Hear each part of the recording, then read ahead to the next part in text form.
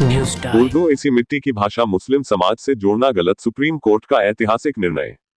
उर्दू के लिए संघर्ष करने वाले महाराष्ट्र के अकोला जिले के पातुर गांव के नगर पालिका के पूर्व गट नेता तथा स्थानीय कांग्रेस नेता बुरहानुद्दीन सैयद नबी को उस समय सफलता मिली जब उनके द्वारा पातुर के नगरपालिका भवन पर उर्दू में नाम लिखने का प्रस्ताव स्वीकृत हो गया था,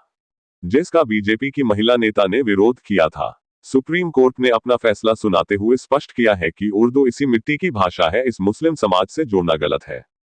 इस संदर्भ में जानकारी देते हुए सैयद बुरहानुद्दीन ने बताया कि महाराष्ट्र के अकोला जिले के पातुर गांव में 1956 में स्थापित प्राचीन नगर पालिका में उर्दू में नगर पालिका लिखा गया था। जब 2019 में नगर पालिका की नई इमारत का निर्माण और उद्घाटन दोबारा हुआ तो नगर पालिका में एक प्रस्ताव पारित किया गया कि 1956 से नगर पालिका की इमारत पर उर्दू में एक बोर्ड लगाया जाता रहा है, इसलिए इस नई इमारत में उर्दू के साथ साथ मराठी में भी एक बोर्ड लगाया जाना चाहिए। लेकिन बीजेपी के ग्रुप लीडर तथा पूर्व नगर सेविका वर्षा संजय बागड़े ने इसका विरोध किया और 2019 से 2025 तक उन्होंने विभिन्न अदालतों में उर्दू के खिलाफ कानूनी लड़ाई लड़ी, लेकिन देश की सर्वोच्च अदालत में उन्हें हार मिली और सुप्रीम कोर्ट ने उनकी याचिका और दलीलों को अस्वीकार्य बताते हुए खारिज कर दिया। सुप्रीम कोर्ट के जस्टिस सिदानश धुलिया और जस्टिस के विनोद चंद्रन की बेंच ने अपने फैसले में लिखा कि आइए हम उर्दू और हर भाषा से दोस्ती करें।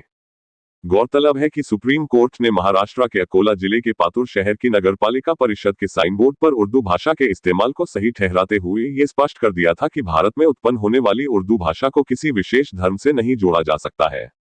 कोर्ट ने उर्दू के इस्तेमाल को चुनौती देने वाली महाराष्ट्र के पातुर के पूर्व पार्षद वर्षा संजय बागड़े की याचिका खारिज कर दी। न्यायमूर्ति सिद्धांश धुलिया और न्यायमूर्ति के विनोद चंद्रन की पीठ ने कहा कि संविधान के तहत उर्दू और मराठी दोनों को समान दर्जा प्राप्त है और केवल मराठी भाषा का उपयोग करने का दावा स्वीकार्य नहीं है। कोर्ट ने खेद व्यक्त करते हुए कहा कि अगर उर्दू की उत्पत्ति भारत में हुई तो इसे एक विशेष धर्म यानी मुसलमानों से जोड़ा जा रहा है, जो वास्तविकता से बिल्कुल विपरीत है। अदालत ने कहा कि औपनिवेशिक शक्तियों ने हिंदी को हिंदुओं के साथ और उर्दू को मुसलमानों के साथ जोड़ने की कोशिश की, जिससे दोनों भाषाओं के बीच अंतर पैदा हुआ और एक प्राकृतिक मिश्रण बाधित हुआ।